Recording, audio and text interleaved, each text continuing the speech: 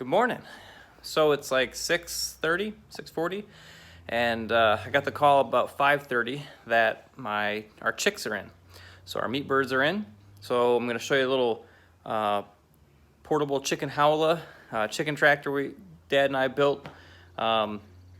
Just with what we had here, less I went and bought, the corrugated plastic roofing for it. But it's going to double as our brooder right now, so that way when they're big enough in 2-3 weeks, I can just kind of drag them out and start moving them on grass. So let me show you that. So this is it. This is it's not perfect. It's thrown together in an afternoon with two people who don't speak the same language. So it's okay. It'll be a perfect little starter. But it's gonna make a great little brooder right now. And when they get big enough, I can just drag them out of the garage here and then start moving them out through the yard. So that's the plan at least. And we're just ready to go pick them up. So I'll see you guys in a minute with 15, I think, little chicks. First time doing meat birds, people did I've seen people do 25, 30, I've seen people do 10, 50. We were comfortable with 15, so I figure in this little guy too, it's about what we can fit. So I'll see you guys in a minute. Okay, so we've got our 15 birds. Hopefully they're all doing all right in there. They're pretty lively. Yeah, it's a box. I'll see you at home. All right, so we just got back. I got them in here. As soon as I put them under the light, they got pretty quiet. All right, look at these little guys. Oh, little fuzzballs. Oh, what's that little guy in there? Cool, I don't know. Okay. Alrighty. So let's count them out here. One. Put them in a little bit of water. Okay. 2.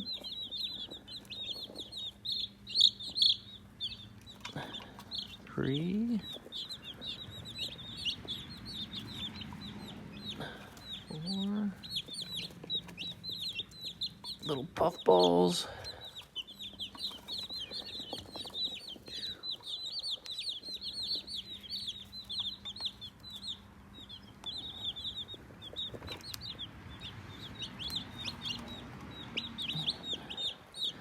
Look at this little cutie.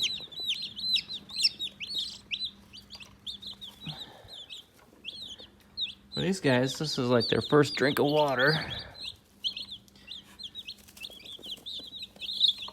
Now I'm gonna have to get a bigger water. I knew that, but I figured this would get them started.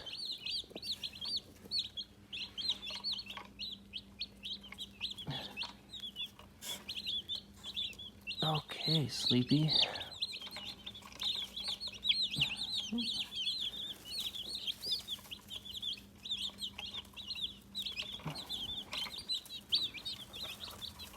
Oh.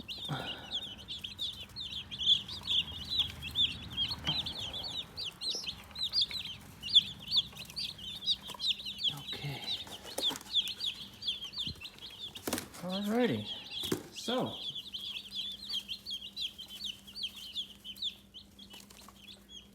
$16. So they gave us that one extra there. I'm not sure what he is. I don't even know if it's a meat bird or an egg layer. I guess we'll find out. But these guys are drinking water. That one's already found some food. And then we got the light here. So I might have to lower. It's a little chilly today. But this is home for the next 8 weeks until they're big enough, and then they'll be our food for the fall. So yeah, meat chickens. It's funny, we started doing this research and the Lord kind of brought us to this understanding of coming back to the land, coming back to, as our name is, nature's order, how he created it to give us stewardship over this land.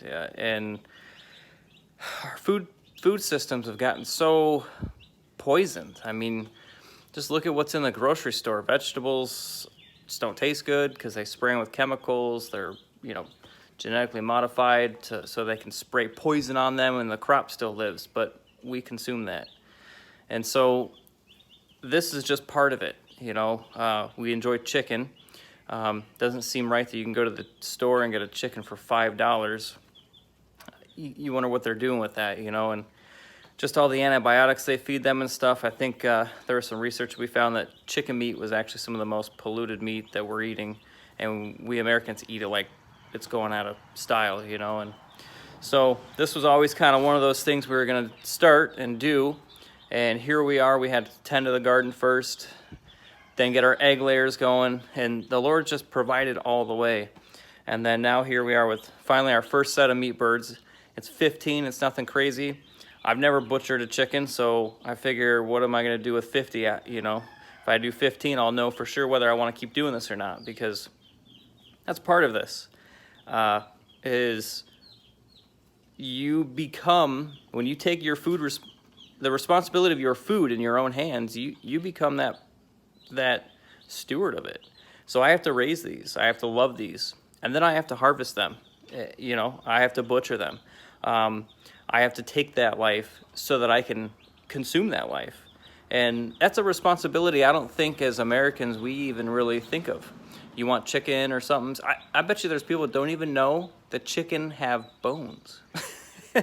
You go to the store, you just buy the boneless chickens, right? So, oh, those are the ones without bones.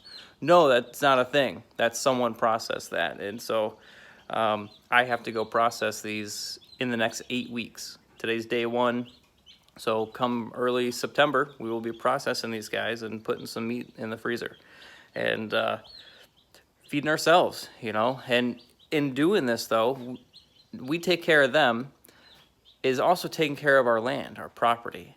It's a cycle. We are a part of a cycle. And over the course of our existence here in America, we have somehow not only removed ourselves from that cycle, but taught ourselves that we are not a part of it.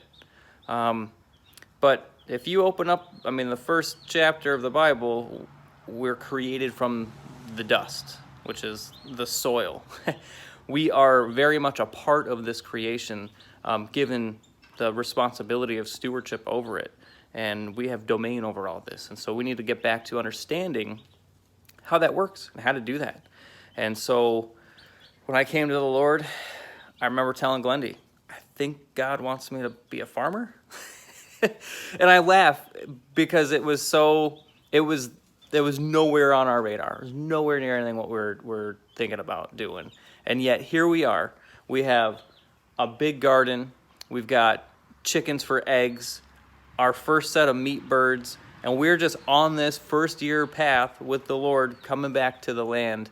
And taking stewardship to take what was literally, this place looked like a graveyard. I mean, it had potential, it was beautiful, but there was just dead trees, there was dead limbs everywhere. It wasn't taken care of.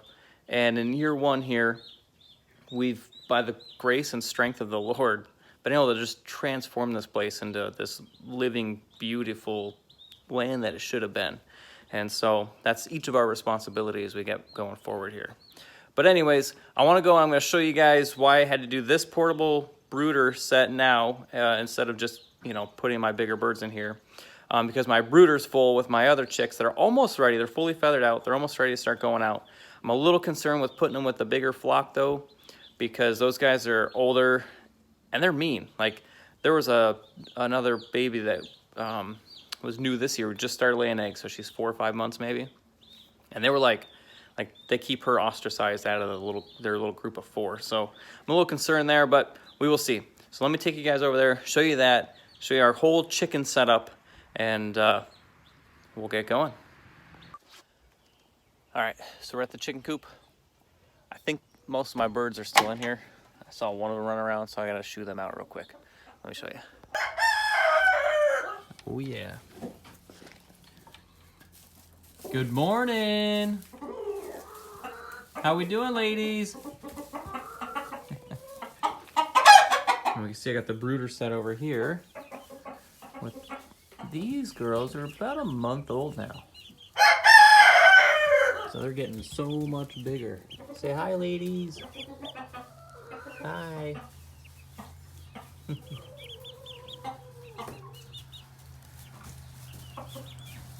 Morning, ladies. So this is our chicken coop that we set up for them, which they seem pretty happy in here. They like to roost, and they all sleep kind of on that and this stick right there. As you can tell by the manure load down there. It's hard to tell here, but it's a little cold and rainy today. So, but yeah, this is our chicken coop. And then I built the brooder right in here.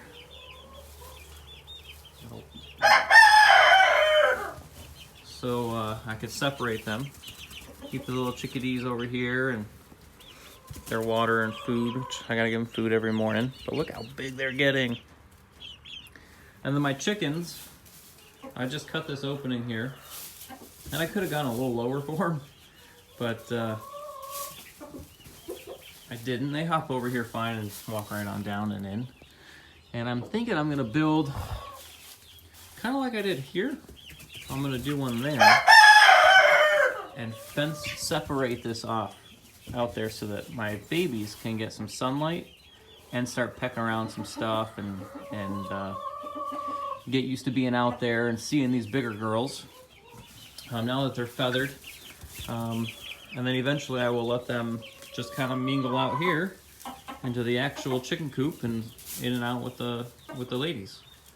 So this is our brooder setup.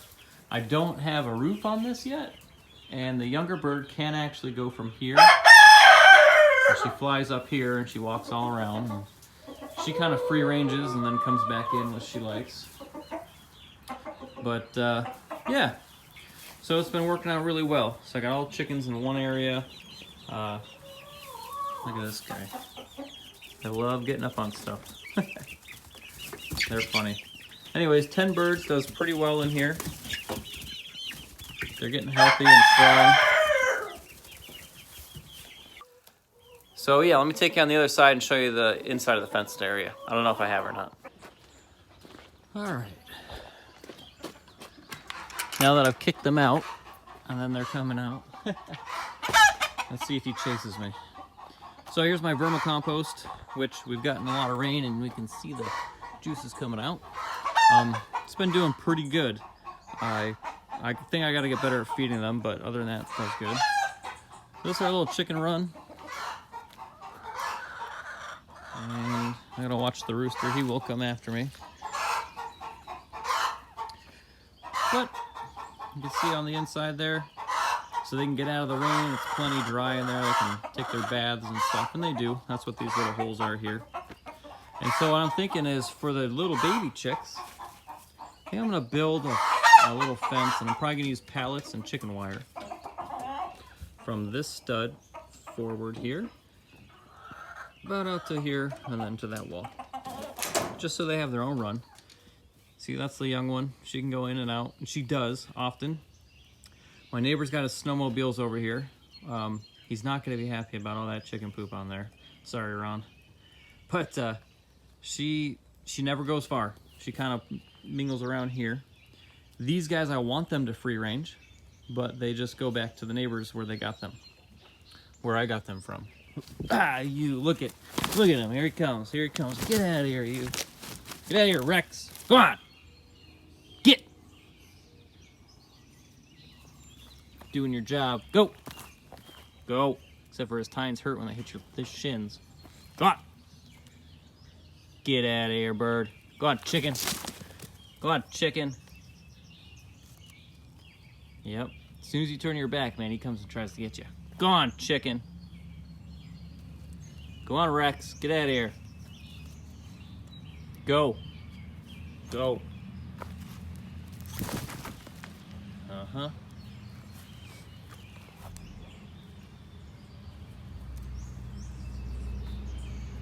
Well, at least you guys got to see this. This is why I can't just come in here and do work like normal, because my rooster is actually a good rooster. I know some people don't want their rooster to attack people. Mostly you wouldn't. But we have foxes and stuff around here, and he really does. He stands up for them, so I don't mind. Anyways, that's the neighbors. See, that's their little tractor there. Oh, camera won't zoom. There it is. And instead of just staying around here, they go back. So I can't let them free range anymore. But the next set of birds, I do want them to free range, so we gotta figure that out. Anyways, this is the chicken coop setup, chicken brooder setup. That's what our chicken setup has been like. It is right now. Glendy and I are about to look to get a Premier 1 fence setup, so that as we expand here, I don't know that it might be meat birds to sell, might be eggs to sell, might be both. We'll see kind of how the next year goes, what it looks like. But I think if we, I don't know. We'll see. Right now it's looking like it's both, so I'm not gonna say anything one way or the other. Meat chickens, doing pasture poultry around here. We have the space. It'd be great, be good for the land. Doing pastured eggs, egg layers would be also great. And we have the space and the land and the garden. And then all the fruits and stuff that we've done or that we were blessed with here. So I think if we're gonna maybe start a CSA next year or something like that, we have all of the proponents to do so, by the grace of God. I mean, really, it's just been incredible. But the whole reason for this morning's video, chickens. Anyways, God bless you all. We love you. We're continuing to grow here, both in our wisdom, knowledge, and in the word of the Lord. So I keep most of you in my prayers daily. I miss you guys. Text me, call me, you know. I love you. Talk to you soon.